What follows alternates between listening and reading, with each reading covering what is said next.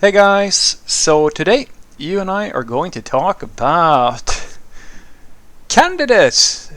So let's get into it. So the question in question was, thank you for the video, Frederick. On the flip side, this was posted on the not the front-end interview video that I made a while back. On the flip side, would you discard a candidate that is too much into tech and has no life except learning new stuff? No, I wouldn't do that. So, in order for me to give you a good understanding of kind of the way that I think about hiring people and so forth, or like the way that I think about software developers in general, I think that I should tell you what I think of what I look for when I evaluate someone for a position. And as I said, it really doesn't really matter if it's a junior or senior, because I always consider the same sort of things. So I have three things that I always look at. Number one, what does the company want me to hire? Because that's a very important thing, and that is something that sucks for the candidate sometimes, but it's something that I think that it's good and healthy for you to hear this, guys, so that you kind of understand that when I say that it's not always about you. Sometimes it's about the company, and you should, if you can, when you don't get the job, try to convince yourself that you can do better, and it might just not be the right time or something like that, and then try to grow and try to be like more than you are. But sometimes it's as simple as that my manager, who is the person who has like all the decisions, like I'm just a guy who's going to talk to you and evaluate if you're any good, because I have no power. Usually I don't have any power over you, or like if we hire you or not. All I have is my word saying that, yeah, I've talked to this person, they are good, or like at this level or that level. And then my manager is going to do what he wants, or she wants, depending on who it is. So I always ask, what am I looking for? What does the company want me to hire? And that's usually a directive that you get from someone up the food chain, depending on some larger context. And that's something that can be very useful for you to understand as well. So if, let's say, we have a hiring policy saying that we are continuously hiring, which is a popular thing, which is the Google. This is usually, well, I'm not sure if they do that anymore, but this is the Google thing, where they basically say we're in a constant state of hiring. We're always hiring, but we're only hiring people of this profile, if that makes sense. That's a hiring strategy. Now, every company has a hiring strategy of some sort. It just depends on the size of the company and the values of the company and so forth and so forth. And it differs all the time. Some companies, as you probably know, if you're a junior, they have the policy only seniors, or only people with 3 years of experience, or only people with this and that and so forth and so forth. And some companies have this, anybody, as I was saying, the Google thing, anybody who is really good. Doesn't matter if they're a junior or a senior or whatever they are. If you meet these criteria, then we're open to hiring you, etc. So that's number one. Always consider what the company is looking for. Number two, where are you in your career right now? So if you are a junior software developer, I'm going to look for slightly different things than if you're a mid-level or if you're a senior. Because or if you're a consultant, because depending on what you are doing and right now, where you are in your career, and what I need you to do in the company, I'm going to have to think about different things.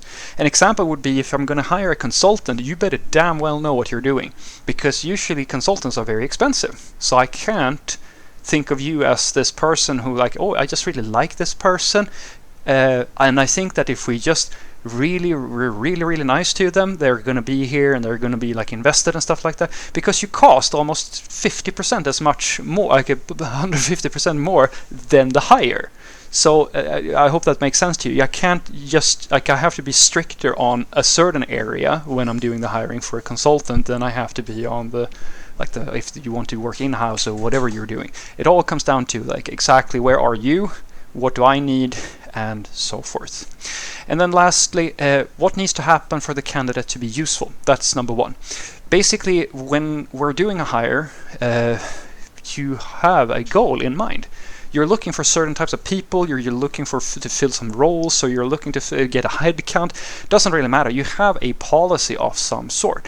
And when you talk to a candidate, the first thing that you need to look at is, are they going to be useful? So if you have a person who has no life except learning new stuff, that doesn't really factor in, because it comes down to who are you? You can be a very nice person and have absolutely no life outside of programming, or you could just be coding as a job, but you're actually really senior or really good, and so we need you anyway. So the guidelines that I like to say is that for an example is that for a junior, they're always going to be an investment, which means that I always need to consider that they are going to take some time to get up and productive and stuff like that. That means that I have to be sure that they have good communication skills, they have a hunger, they want to learn and be good or something like that. Or if they lack communication skills, that's not the end of the world. Assuming that I have work for them where they can sort of be independent and they can handle that job. Because if I get a junior that has no communication skills and I need someone to do something that is beyond their skill level, that's not going to work. Then I need to hire at least a mid-level or someone who lacks the communication skills but can do the job. Or as I said, vice versa, I can go with someone who doesn't have the skills necessarily but has the ability to fairly quickly get to where they need to be in order to do that thing, because I have what I need for that. And it's the same deal for the seniors. If you're good at your job, there's practically always a place for you in every company, assuming of course you're not toxic or anything like that. But I may not recommend a senior software developer to be like a team lead or something like that until they can prove that they have the personality to do that. Because if you're skilled and you have a good social component, well then you're probably going to go as far as you can in IT. But without both, and so because the way that these things usually go is that juniors, they do damage when they don't have someone to help them with how to write good code and stuff like that. So that's what they need to be useful to the company. They need a support system of some sort usually to be effective. The seniors, the way that they damage the company is that by being toxic, elitist, and making really bad tech decisions. So I have to so when I'm hiring someone, that's the thing I'm looking for when I talk about being useful to the company. I need to figure out, is this senior because they have the skills, but do I dare put them in a position where they're not being controlled by someone I trust? Can I trust that if I give them their own project, they're going to make good decisions on behalf of my company, or are they just going to fuck us all over? Which is usually the case with consultants. In many cases, not all the consultants. I usually think I usually get pretty good with consultants. They are very nice and trustworthy people. So what I want you to take away from this is that the way that I usually solve the whole hiring process, and should you hire this person, should you not hire someone, it's not really down to things like, do you have a life outside of IT? Do you know everything under the sun? It's about figuring out three things. Number one, what does the company need? Number two, where is the candidate right now in their career? What is their development trajectory? What are they all about? How can we match that to something within the company? And finally, what do I need to give this candidate for that candidate to be useful to my company? These are the things that I focus on, not what you do in your spare time, or if you're you can do whatever the hell you want. As long as I can figure out a way to fill all these three, it's all good. Because the way if I were to hire for my own team, depends on company of course, but I usually adopt what I call a gateway development process, and it's a very common concept. Everybody has it to some degree. If you work with CI pipelines and things like continuous delivery, you probably know about a simple version of it, where we have processes that verifies that there is at least quality systems being made and things like that. We are trying to create a ecosystem around all of our development so that we can hire people of different capacity, different skills, and so forth, and still be fairly certain that we're going to be able to ship on time.